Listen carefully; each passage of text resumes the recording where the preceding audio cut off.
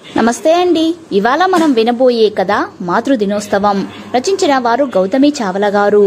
మాతృదినోత్సవం సందర్భంగా అన్ని TV channels వాళ్ళు ఏదో ఒక ప్రోగ్రాం చేయాలని తెగ ఆలోచిస్తుంటారు. కొందరు సెలబ్రిటీల తల్లులని, మరికొందరు బాగా పాపులర్ అయిన పాతతరం నటీమణులని, ఇలా ఎవరికి దొరికిన వాళ్ళను వాళ్ళు ఇంటర్వ్యూ చేసుకుంటున్నారు. ఇందులో భాగంగా ఒక కొత్త టీవీ ఛానల్ వారు మాత్రం ఇలా కాదు, ఏదైనా కొత్తగా చేయాలి అని ఒక ఓల్డేజ్ హోమ్ కి వెళ్లి అక్కడ తల్లులందరికీ బట్టలు పండ్లు పంచి వాళ్లతో కొంచెం సేపు ముచ్చటించి రావాలి అని అనుకుని బయలుదేరుతారు. మదర్ తెరెసా ఓల్డేజ్ హోమ్ కి చేరుతారు. అక్కడి యాజమాన్యంతో మాట్లాడి ఒక రోజు అక్కడ గడిపేందుకు అనుమతి తీసుకుంటారు. తరువాత అక్కడ ఉండే తల్లులందరినీ పరిచయం చేసుకుని అందరికీ మాతృదినోత్సవ శుభాకాంక్షలు చెప్పి వాళ్ళు తెచ్చిన పళ్ళు మరియు బట్టలు అందరికీ అందజేసి వాళ్ళ క్షేమ సమాచారాలు తెలుసుకుంటూ అక్కడ ఉండే వాళ్ళ గురించి, వాళ్ళు ఎలా ఉంటున్నారు, వాళ్ళ ఆరోగ్య పరిస్థితి అన్నీ తెలుసుకుంటూ ఉంటారు. ఇంతలో మధ్యాహ్నం భోజనాల సమయం అయ్యింది. అందరూ భోజనాలు చేయడానికి భోజనాల గదికి వెళ్తారు. వాళ్లతో పాటు టీవీ ఛానల్ వాళ్ళు కూడా భోజనానికి వెళ్తారు. అక్కడికి వెళ్లి ఈ రోజు మేము వడ్డిస్తాము అందరికీ అని చెప్పి అందరికీ వారే దగ్గరుండి అన్నం వడ్డించి వారితో పాటే కూర్చొని భోజనం చేస్తారు. భోజనాలు చేసిన తర్వాత అందరినీ ఒక గదిలో కూర్చోబెట్టి ఒక్కొక్కరిని వారి గురించి అడగడం ప్రారంభించారు. వారు కూడా ఒక్కొక్కరిగా ఇలా చెప్పుకుంటూ వస్తున్నారు. అమ్మా చెప్పండి అమ్మా, మీరు ఇక్కడికి వచ్చి ఎన్ని రోజులు అయింది? అసలు ఇక్కడికి ఎవరు తీసుకొచ్చారు? ఎందుకు ఇక్కడికి రావాల్సి వచ్చింది? నా పేరు రత్తమ్మ అమ్మా. నేను ఇక్కడికి వచ్చి 2 సంవత్సరాలు అవుతుందమ్మా. నా కొడుకు వచ్చి నన్ను ఇక్కడ చేర్పించాడు. అసలు మీకు ఎంతమంది అమ్మా సంతానం? నాకు 3 కొడుకులమ్మా. మా 3వ వాడు వచ్చి ఇక్కడ వదిలేసి వెళ్లాడు. 3 మగపిల్లలు ఉండి ఇక్కడికి ఎందుకు వచ్చారమ్మా? ఏం చెప్పమంటావు అమ్మా, నా కర్మ అని ఏడుస్తూ తన కన్నీళ్లు తుడుచుకుంటూ ఉంటుంది. నీకు ఎన్నేళ్లు ఉంటాయమ్మా ఇప్పుడు? 70-75 దాకా ఉంటాయమ్మా. ఎందుకమ్మా? అసలు ఎందుకు ఇక్కడ చేర్పించాల్సి వచ్చింది నిన్ను? నువ్వేం చేశావు? నేనేం చేయలేదు తల్లి. ఒంట్లో ఓపిక ఉన్నన్ని రోజులు అన్నీ నేనే అయ్యి పెంచి పెద్ద చేశాను నా కొడుకులందర్నీ. ఇప్పుడు వయసైపోయింది కదమ్మా, ఏమీ చెయ్యలేకపోతున్నాను. ఈ మధ్య ఒంట్లో బాగా లేకుండా వచ్చి మంచం మీద నుంచి దిగలేకపోయాను. నా కొడుకు కోడలు ఇద్దరూ ఉద్యోగానికి వెళ్తారు. ఇంక నన్ను ఎవరు చూసుకుంటారు? ఇక్కడైతే అన్ని వసతులు ఉంటాయని ఇక్కడ కొన్ని రోజులు ఉండు, తగ్గిన తర్వాత తీసుకెళ్తానని ఇక్కడ వదిలిపెట్టాడు. అలా చెప్పి 2 సంవత్సరాలు అవుతుంది అమ్మా. ఇప్పటి వరకు నా కొడుకు రాలేదు. ఎదురు చూపులతోనే గడిపేస్తున్నా అమ్మా అంటూ ఏడుస్తుంది. మరి మిగతా 2 కొడుకులు ఉన్నారు కదా అమ్మా, వాళ్ళకి తెలుసా ఈ విషయం? ఎప్పుడైనా వచ్చారా మిమ్మల్ని చూడటానికి? అందరికీ తెలుసు అమ్మా, కానీ ఎవరూ రాలేదు. వాళ్ళ జీవితాల్లో వాళ్ళు చాలా బిజీ అయిపోయారు అమ్మా. ఈ తల్లి గుర్తుకు రానంతగా అని వెక్కి వెక్కి ఏడుస్తోంది ఆ తల్లి. వాళ్ళను చూడాలనిపించడం లేదా అమ్మా? ఎందుకు లేదు తల్లి, ఎప్పటికైనా వస్తారని ఆశతో ఎదురుచూస్తున్నాను. ఈ కట్టె కాలేలోపు రాకపోతారా, చూడకపోతానా అని ఎదురుచూస్తున్నాను. వాళ్ళ మీద నీకు కోపంగా లేదా అమ్మా? కోపం వస్తే మాత్రం ఏం చేయగలం తల్లి? తల్లిని కదా, ఎంతో అల్లారు ముద్దుగా పెంచుకున్నాను నా పిల్లల్ని అంటూ వాళ్ళ పిల్లల్ని గుర్తు తెచ్చుకుని ఏడుస్తుంది. మీ పిల్లలకు ఏమన్నా చెప్పాలనుకుంటున్నారా అమ్మా? ఒక్కసారి చూడాలనిపిస్తుందిరా. పోయేలోపు ఒకసారి కనిపించండి, తనివి తీరా చేసుకుని వెళ్ళిపోతాను అంటూ ఏడుస్తుంది తల్లి. ఇంతలో ఆమెను ఓదారిస్తూ ఒక చెయ్యి ఆమె భుజం మీద వేసి ఆమె పక్కన కూర్చొంది ఆ టీవీ ఛానల్లో పనిచేసే ఒక అమ్మాయి. పేరు స్ఫూర్తి. ఊరుకో అమ్మా, బాధపడుకు అని ఆ తల్లి కన్నీళ్లు తుడుస్తుంది స్ఫూర్తి. తరువాత ఇంకో తల్లి దగ్గరికి వెళ్లి ఇలా అడుగుతారు. చెప్పండమ్మా, మీరు వచ్చి ఎన్ని సంవత్సరాలు అవుతుంది? మీ పేరేంటమ్మా? నా పేరు మహాలక్ష్మి. నేను వచ్చి 6 సంవత్సరాలు అవుతుందమ్మా. ఇక్కడ ఎలా ఉంది అమ్మా మీకు? ఇక్కడ అంతా బాగానే ఉందమ్మా, కానీ నాకే బాలేదు. కాళ్ళు 2 చచ్చిబడిపోయాయి అమ్మా. లేచి నిలబడలేను, నడవలేను. కడుపులో మంట, ఏమీ తినలేకుండా ఉన్నాను.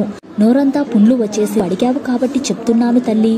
చెప్పద్దు అంటే చెప్పను. నిన్ను చూసి నా బిడ్డలా అనిపించి చెప్పాలనిపించింది అంటూ వణుకుతున్న తన చేతులతో స్ఫూర్తి బుగ్గలు నిమురుతూ ఇలా అంటుంది.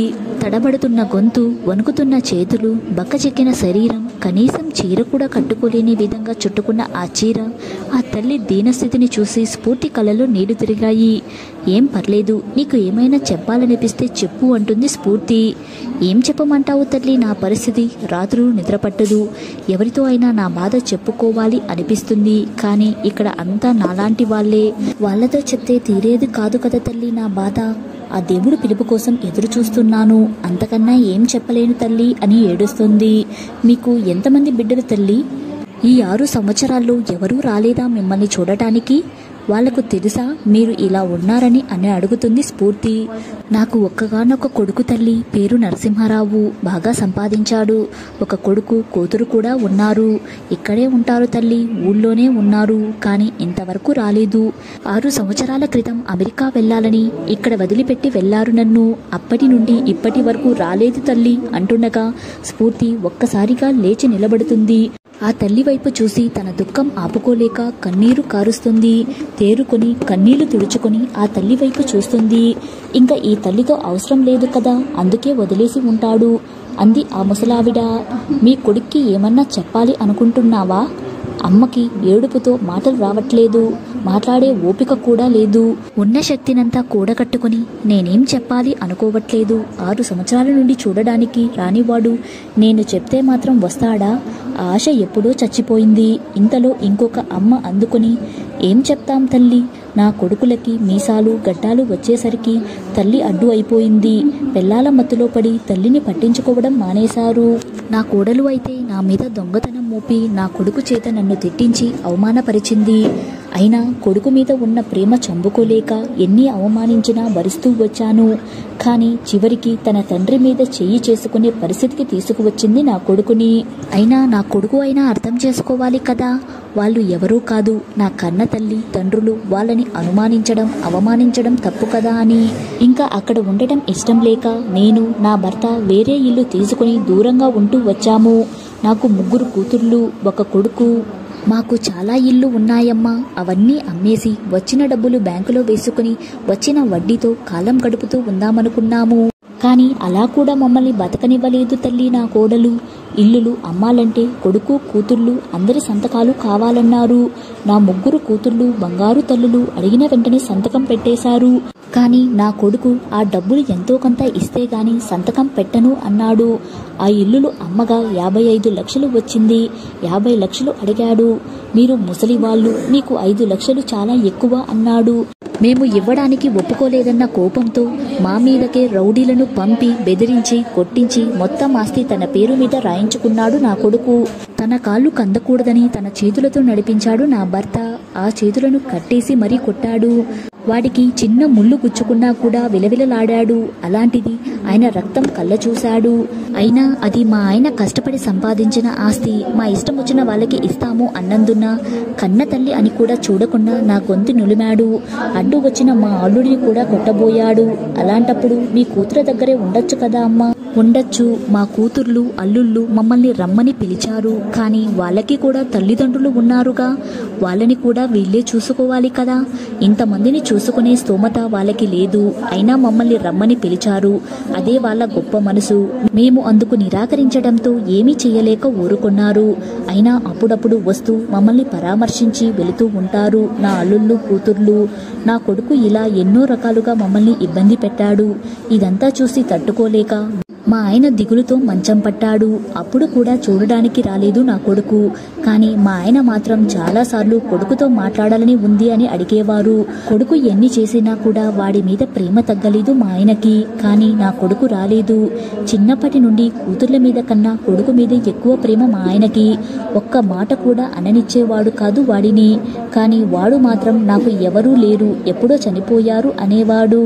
అలా కొన్నేళ్లకు ఆయన స్వర్గస్థులయ్యారు. తర్వాత ఒక్కదాన్నే ఉండడంతో నా కూతురు తీసుకువచ్చి ఇక్కడ వదిలిపెట్టింది. నా కూతుర్లు అల్లుళ్ళు మనవళ్ళు మనవరాళ్ళు అందరూ వస్తారు చూడటానికి, కొడుకు తప్ప. కూతుర్లు పుట్టారని ఏడ్చే వాళ్ళు ఎంతో మంది ఉన్నారు. కానీ కూతురు ఇంటికి మహాలక్ష్మి అని వాళ్లకు తెలియదు. స్వార్థం లేని ప్రేమ కూతురిది. అలా అని కొడుకులు తప్పు చేస్తారని కాదు. కూతురంటే అసహించుకునే వాళ్ళకి అలా చెయ్యొద్దు అని చెప్తున్నా. మీ కొడుకుకి ఏమన్నా చెప్పాలనుకుంటున్నారా మా ద్వారా? ఏం చెప్పలేం తల్లి, నా దృష్టిలో నా తల్లి ఎప్పుడో చచ్చిపోయింది అన్నాడు నా కొడుకు. అలాంటి కొడుకుకి ఏం చెప్పమంటావు? ఈ కాలం పిల్లలు అందరికీ నేను చెప్పదలుచుకుంది ఒక్కటే, మీకు పిల్లలు ఉన్నారు కదా, వాళ్ళని పెంచే ప్రతి క్షణం, నా చిన్నప్పుడు నా తల్లిదండ్రి కూడా నన్ను ఇలాగే కదా పెంచారు. నేను ఎన్నిసార్లు పక్క తడిపినా నాకు ఎక్కడ నిద్రకి ఇబ్బంది కలుగుతుందో అని ఎంత రాత్రైనా లేచి ఆనందంగా నా బట్టలు మార్చారు. నాకు కొంచెం బాగాలేకపోయినా రాత్రి పగలు మేలుకొని కంటికి రెప్పలాగా చూసుకున్నారు. ఎంత కష్టంలో ఉన్నా కూడా ఆ కష్టాన్ని మాకు తెలియకుండా మేము అడిగినవన్నీ ఇచ్చారు. ఇంత ప్రేమనే కదా నాకు పంచారు. ఇంత కష్టపడి పెంచిన తల్లిదండ్రులను వృద్ధాప్యంలో చూసుకోకుండా ఇలా వదిలేస్తే రేపు వాళ్ళ పరిస్థితి ఎంత బాధగా ఉంటుందో ఆలోచించండి చాలు అంటుంది. ఇలా అందరూ వాళ్ళ గురించి చెప్పుకొని బాధపడుతూ ఉంటారు. ఇవన్నీ మౌనంగా వింటున్న స్ఫూర్తికి ఏమీ అర్థం కావట్లేదు. తన బాధనంతా దిగమింగుకొని వాళ్ళు చెప్పేది అంతా వింటూ ఉంటుంది. కొందరు తల్లులు అనాథగా దిక్కు లేకుండా రోడ్డు మీద తిరుగుతుంటే తీసుకువచ్చారు. మరికొందరు ఇంట్లో నుంచి గెంటివేయబడ్డారు. మరికొందరు తల్లులని ఇంట్లో పని చేయడం లేదని ఇక్కడ చేర్పించి వెళ్లారు. ఇలా రకరకాల తల్లులను చూసింది స్ఫూర్తి. తన మనసు ఒక్కసారిగా చలించిపోయింది. అలాగే మౌనంగా అక్కడి నుండి వెళ్లిపోయింది. కథ సమాప్తం. కథ నచ్చితే లైక్ చేయండి. ఇలాంటి మరిన్ని వీడియోస్ కోసం మన ఛానల్ని సబ్స్క్రైబ్ చేసుకోండి. మరో మంచి కథతో మళ్ళీ కలుద్దాం. Thank you.